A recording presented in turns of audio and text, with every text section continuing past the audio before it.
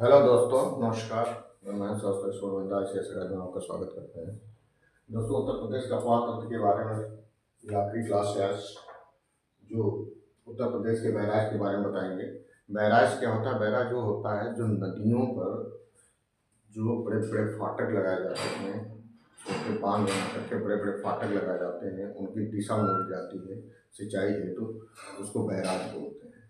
और बाढ़ को नियंत्रण किया जाता है इसी के द्वारा। आगे बैराज समझिए, बैराज वो है जो बांध बना करके बड़े बड़े फाटक लगाए जाते हैं, उन नदियों को मोड़ा जाता है ताकि कहीं बाढ़ ना आ जाए, बाढ़ को नियंत्रण करने के लिए और सिंचाई के लिए, उसको बैराज बोलते हैं। बैराज कहाँ कहाँ है और किस जिले में है, बनाए गए हैं?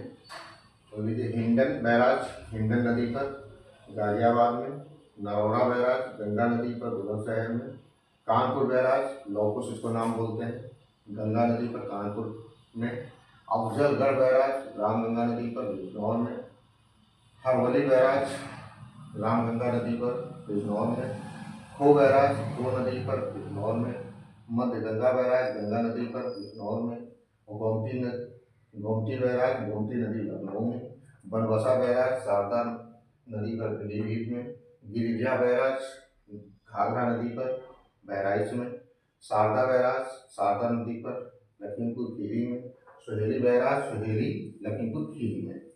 आगे बाणगंगा बैराज बाणगंगा सिद्धार्थनगर में, और सरयू बैराज सरयू नदी बहराइच में, और राप्ती बैराज राप्ती श्रावस्ती यानी राप्ती नदी श्रावस्ती में, और अद्धा बैराज कर्मनाशा नदी और ये मिर्जापुर में। घाघरा बैराज यानी घाघर बैराज के नाम से भी जाना जाता है।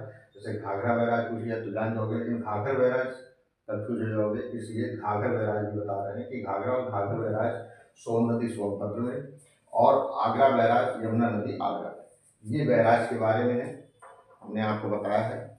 और आगे क्लास में आप लोग देखते रहिए। जय हिंद, जय भारत, नमस्कार।